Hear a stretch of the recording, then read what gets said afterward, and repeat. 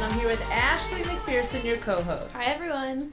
Yeah, today is a very intimate moment for me. We have an incredible, accomplished musician, saxophone player. He is one of the most incredible musicians of all time, in my opinion.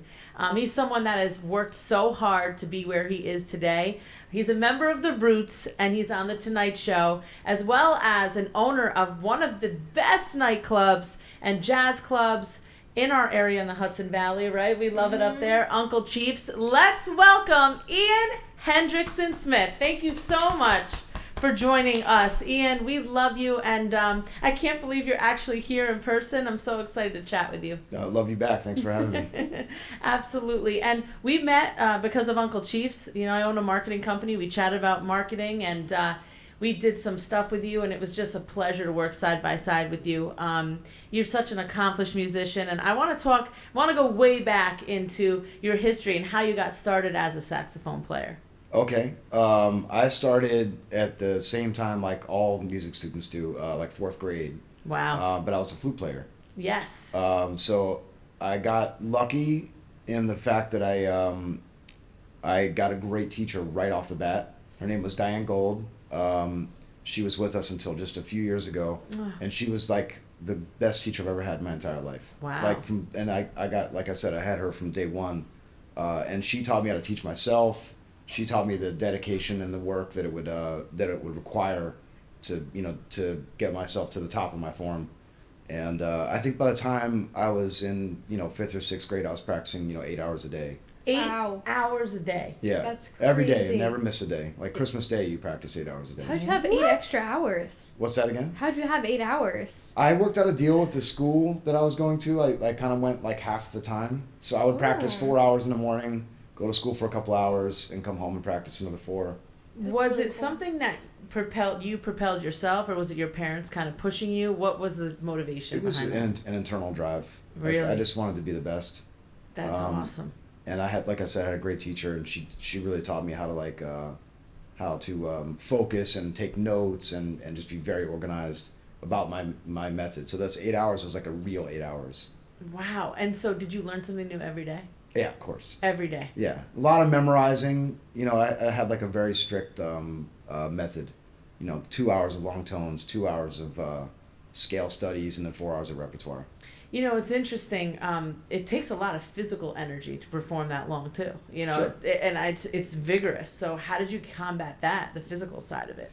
I mean, you just do it. Yeah. Just make it happen. Tough it out. Yeah. Yep, absolutely. Yeah. So 8 hours a day, and then transitioned into much larger things. So what was your first big opportunity? Like professionally speaking? Yes. The biggest opportunity that kind of propelled me into my current state of affairs was Sharon Jones and the Dap-Kings, and that was 29 years old.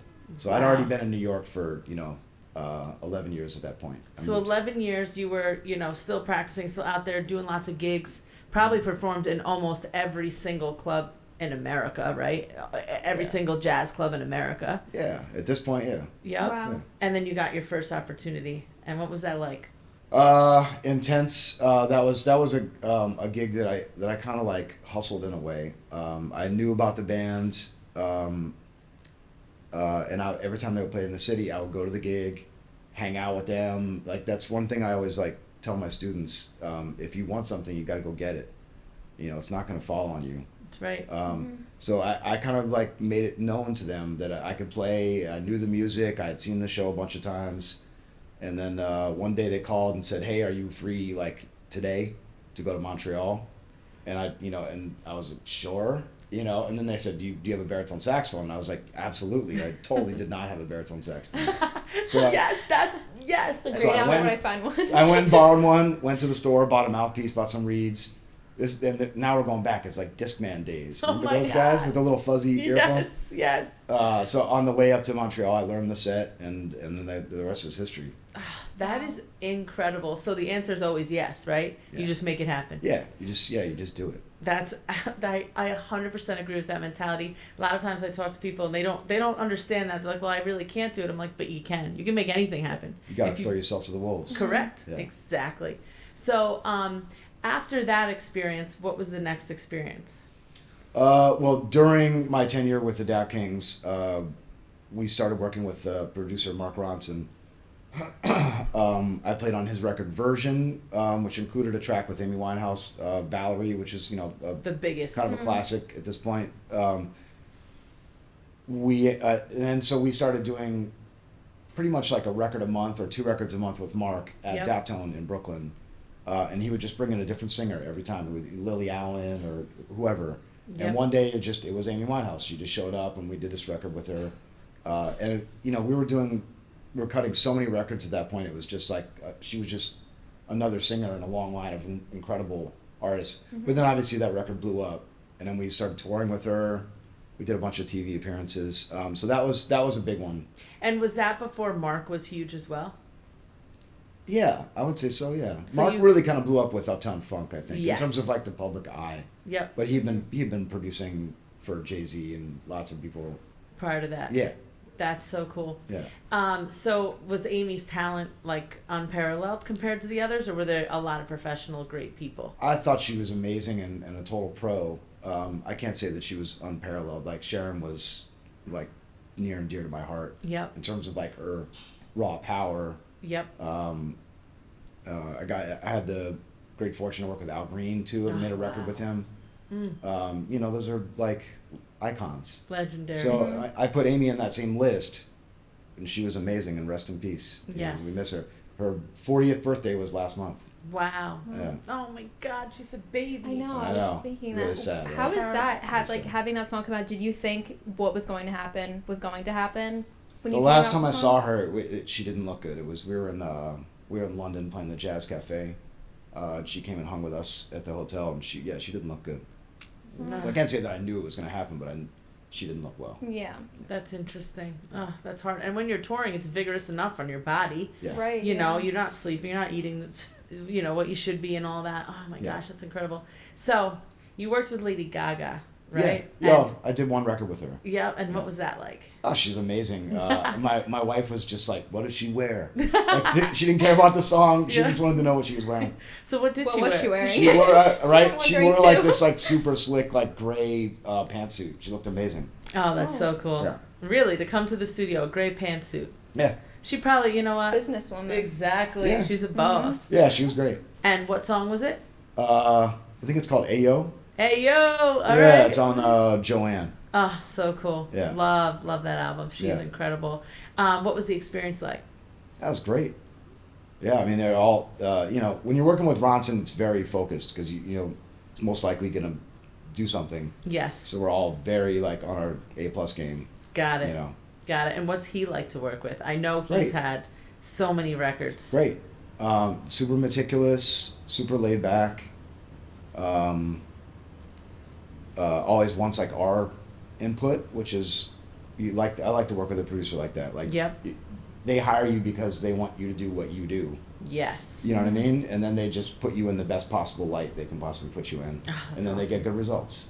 That's incredible. Yeah. Incredible. And some of the studios that you've worked in, I know they're the biggest and the best. Can you talk to me about your favorites, what it's like to be in a world-class studio?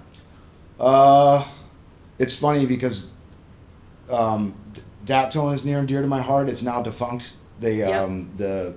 the label owner moved to Riverside, California, Mhm. so he built another studio out there. So they dismantled Daptone, but it was a really ugly, terrible studio that sounded amazing.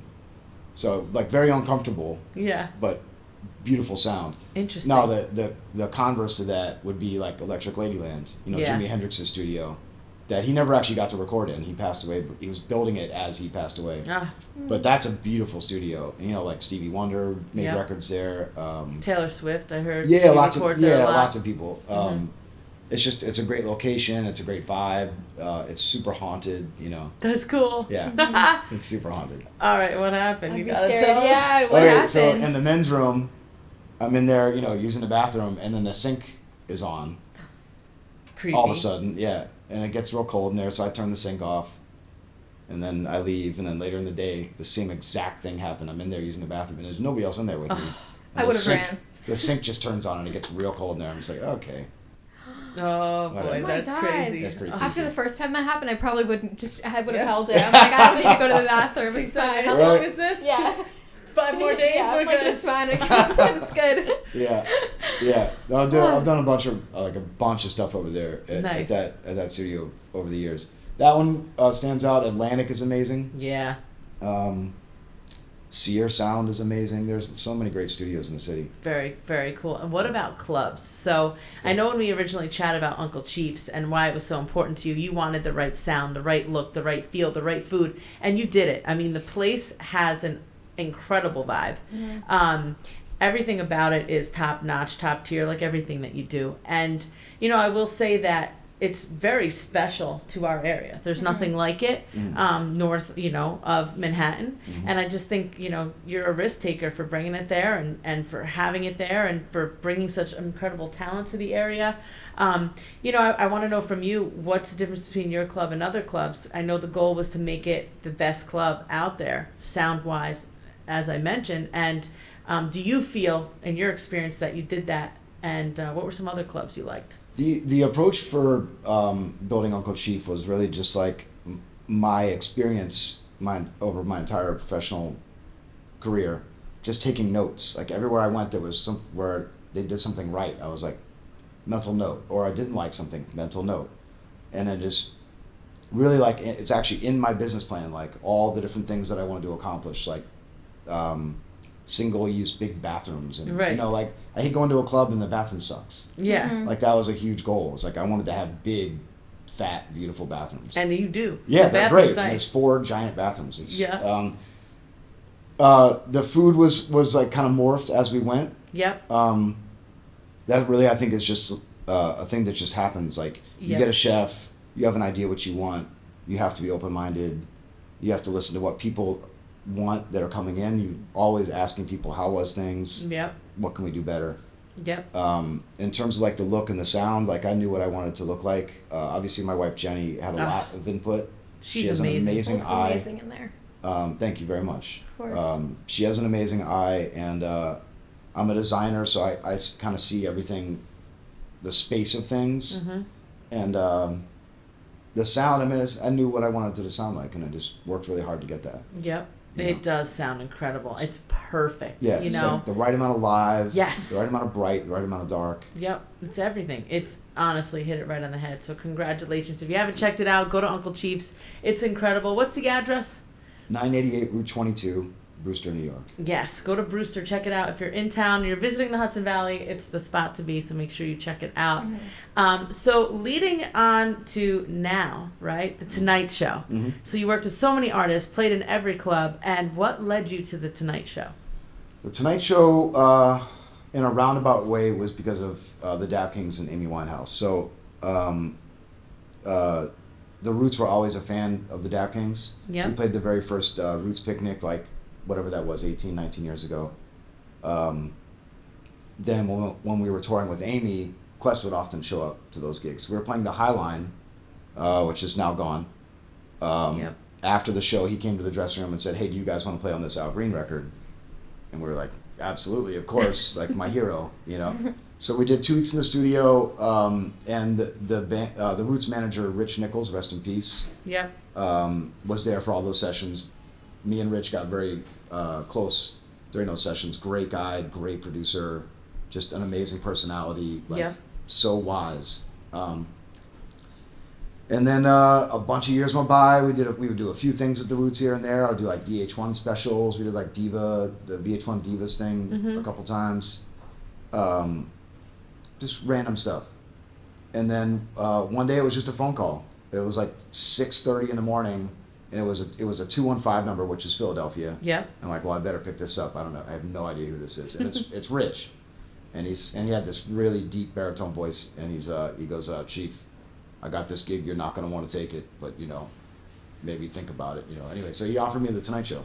What? And that was it. Yeah. So what do you mean you're not going to want to take it? He was obviously kidding. Well, I mean, without getting into like the nitty gritty of it, it's just you have to kind of be those TV jobs. Like when you start, it's cool, but then if you're there for a while, then it gets good.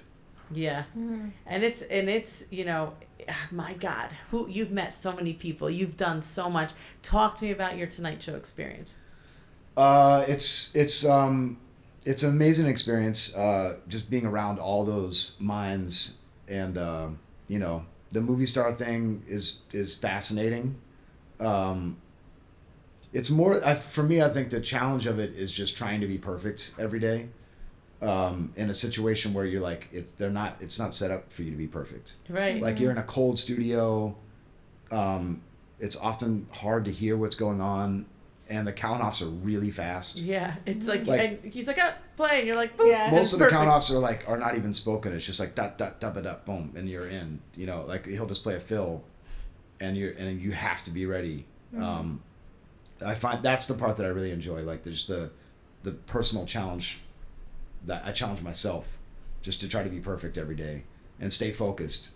And it's hard, you know, we're on show like number almost 1900 or something. I've been there for 10 years. Yeah, it's five days a week all year round, you know, with a couple breaks here and there, but it's a lot of shows.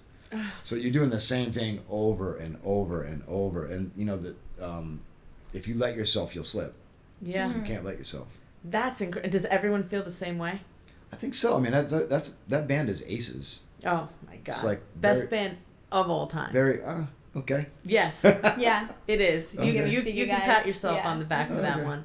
It is, and you made it. I mean, beyond made it. You're making it. You know, to put the hard work in that you have, it shows. I mean, you're among the greats, and I'm so excited to even be here with you here. You know, I just can't believe you're here. No, seriously, truly. What's it like to work with Jimmy Fallon? I know that's a big question, and I know he loves music, and he's so in tune with music and you guys, and really appreciates you, which I think is a beautiful thing. Mm-hmm. You could see that through his work. What's it like for you? It's great. Jimmy is, as we all know, is a musician. Yes. And he has amazing ears. Yep. So if something's not right, he's all over it. You know, like he'll hear it and say something, and we fix it. He demands perfection from himself. I think he demands perfection from his crew, from us. It's great. I mean, I like being in that environment where everyone is trying to be their best at all times. Mm-hmm. That's amazing. Absolutely incredible. I saw something that Jimmy Fallon is actually from like Hudson Valley. Yeah, is that true? Saugerties, yeah. Yeah. From Yeah. Saugerties. Yeah. Bringing it back. I think his first gig was in Poughkeepsie at Bananas. Or Yeah, it's like a Yeah. hotel now, I think think, or so. something. Yeah. Yeah. Right? Isn't that? It is. Yeah, there you go. Poughkeepsie. Yeah, there you go. Jimmy! All right, come back to Po-Town. Right? Oh, man, that's too funny. But really, he's a class act, and everybody in the band is a class act. What's your favorite part about being in the band? It's really the hang. Like the every single guy in that group is just a brilliant maniac. Yeah. And they're all just like these amazing personalities.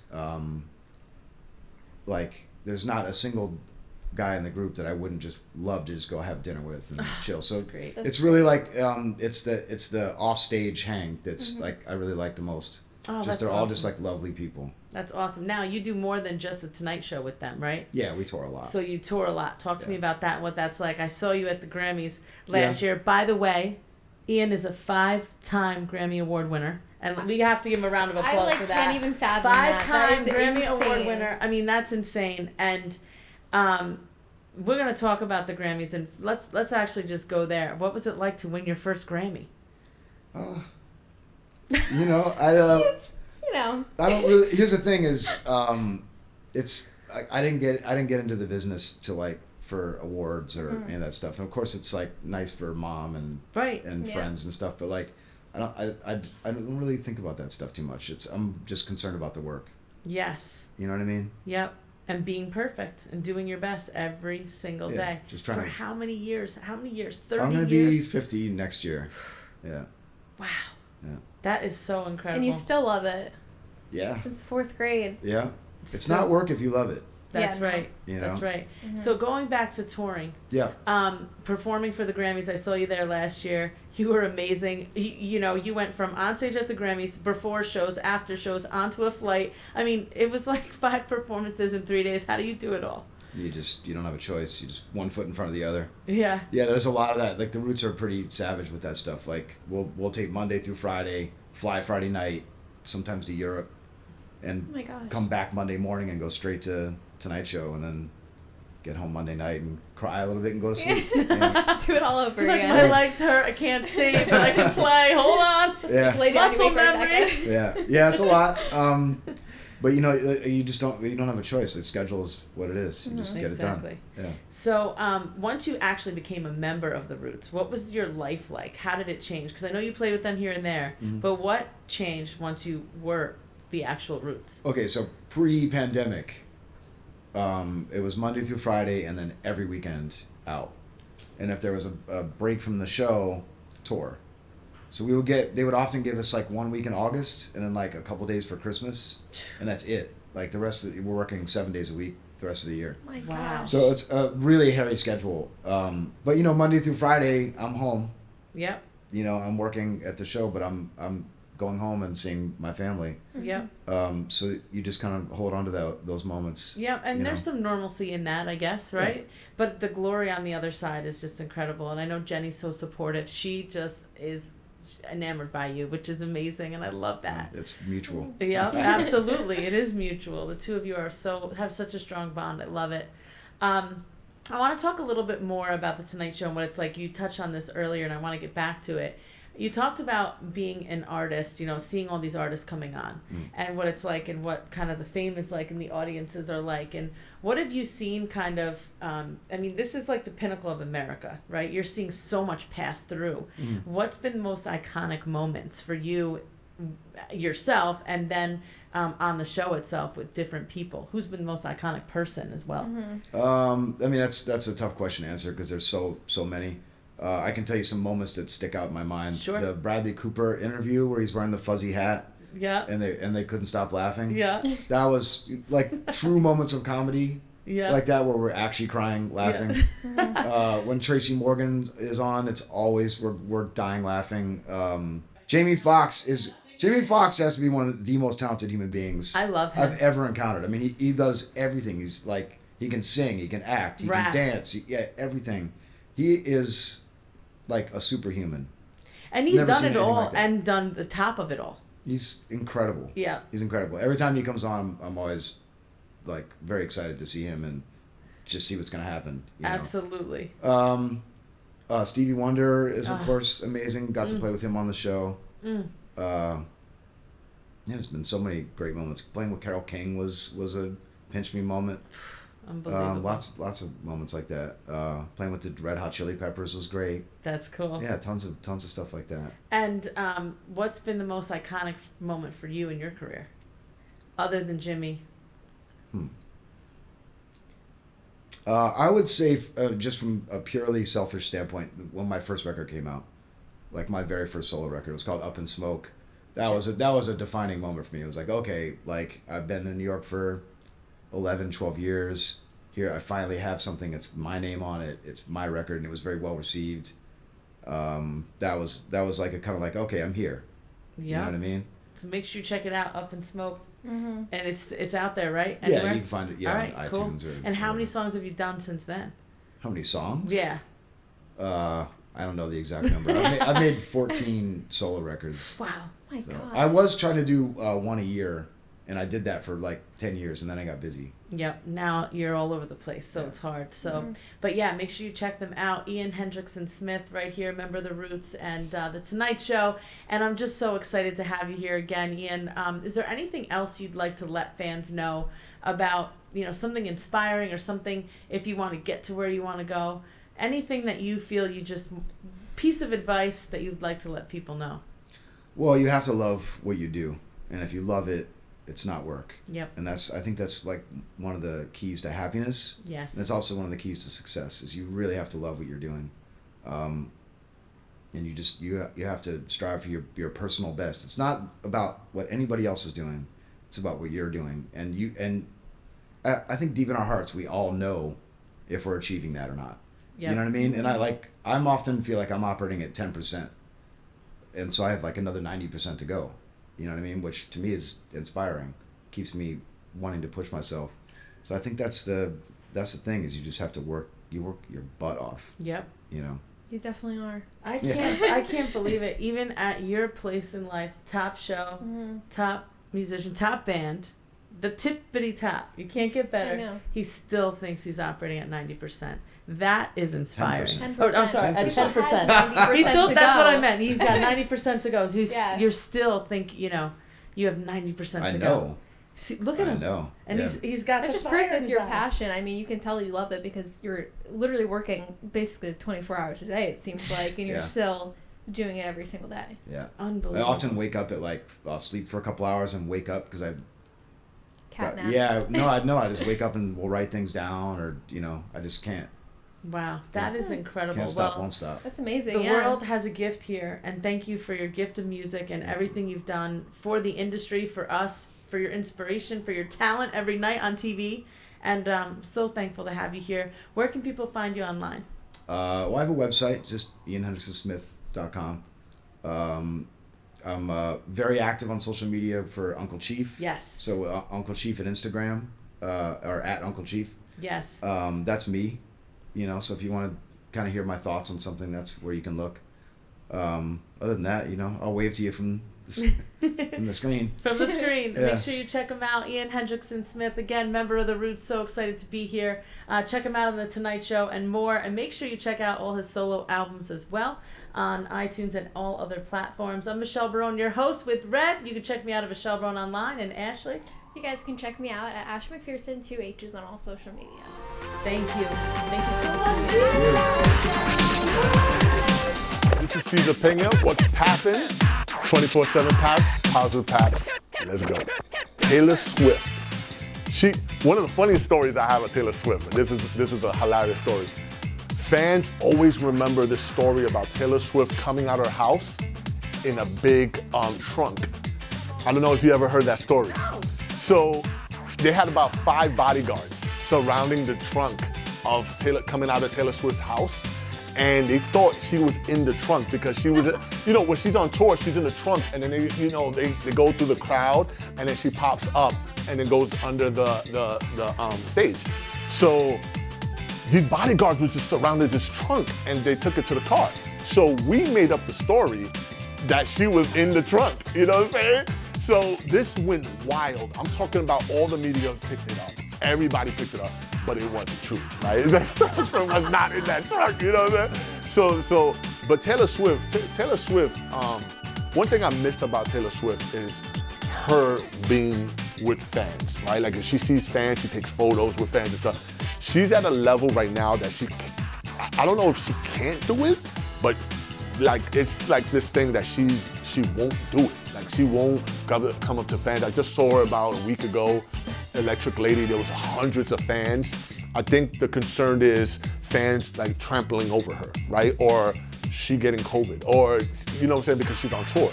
So as quick as she goes so she went to Electric Lady. This is a big spot in New York City where a lot of celebrities go there to record. It's a big recording studio.